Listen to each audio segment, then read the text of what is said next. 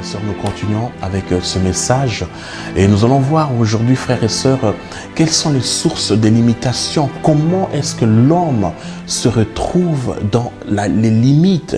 Comment est-ce que l'homme se retrouve dans des circonstances ou bien dans un environnement qui ne lui permet pas d'aller et d'avancer?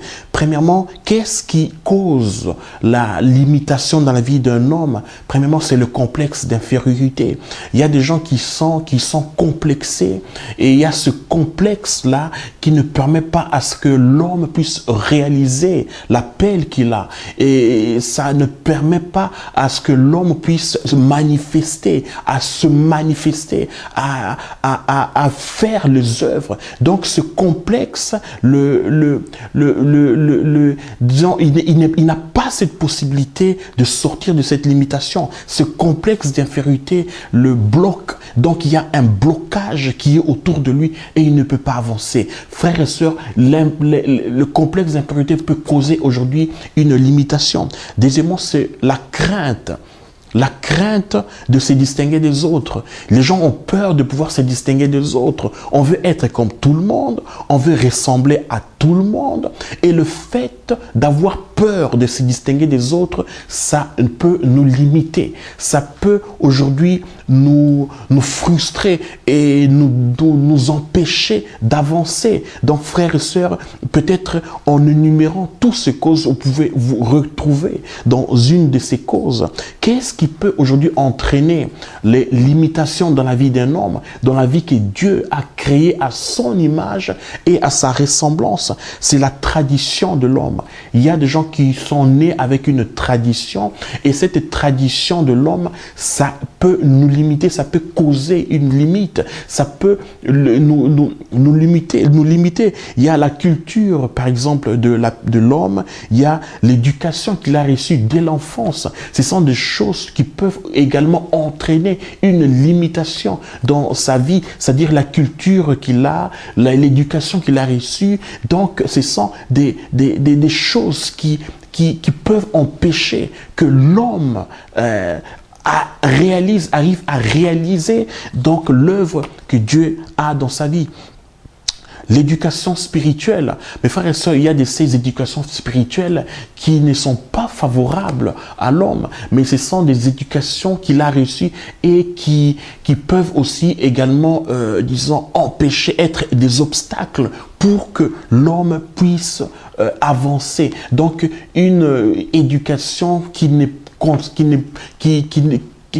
pas en concordance avec les principes et les valeurs du royaume des dieux. L'expérience négative, il y a l'expérience du passé qui influence dans la vie de la personne, et cette expérience négative, c'est que l'homme a vécu antérieurement dans sa vie, ça peut également causer aujourd'hui des limitations. Donc l'homme, à cause de ces expériences négatives, peut aujourd'hui avoir peur ou bien avoir une méfiance ou bien avoir peur de pouvoir manifester qui il est en réalité, de pouvoir faire les œuvres. Donc, et en pensant, en vivant cette expérience négative dans le passé, en le vivant constamment, vous pouvez avoir peur de réaliser votre appel, vous pouvez avoir peur de pouvoir avancer. C'est pour ça, frères et sœurs, le passé, oubliez le passé, avancez et commencez à réaliser l'appel que Dieu a pour votre vie.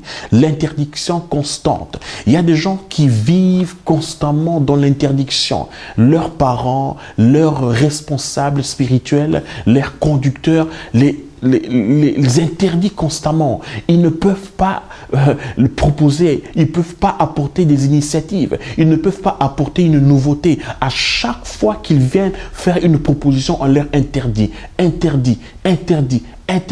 Constamment, il y a une interdiction.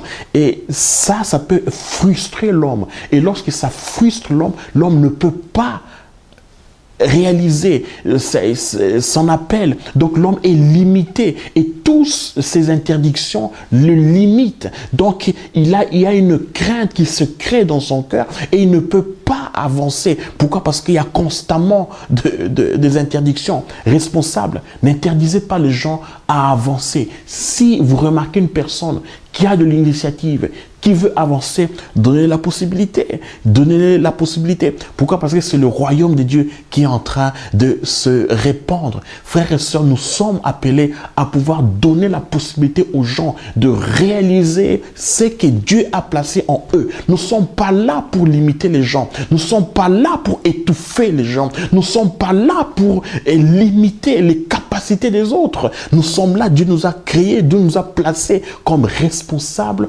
C'est pour être un canal de bénédiction, pour que les autres prospèrent, pour le bien-être des autres, pour que les autres réalisent l'œuvre que Dieu a placée dans leur vie. Qu'est-ce qui peut également aujourd'hui entraîner une limitation, causer une limitation dans la vie des hommes? C'est le refus des risquer. Les gens refusent de risquer. Les gens ont peur, ont la crainte de tomber dans les échecs. Les gens ont la crainte de tomber dans l'erreur. Les gens ont la crainte de faire des œuvres. Pourquoi? Parce qu'ils se disent toujours, mais du coup, ça ne marchera pas. Mais du coup, je n'aurai pas du succès comme il le faudrait. Et les gens ont peur. Et de cette manière, ils sont limités.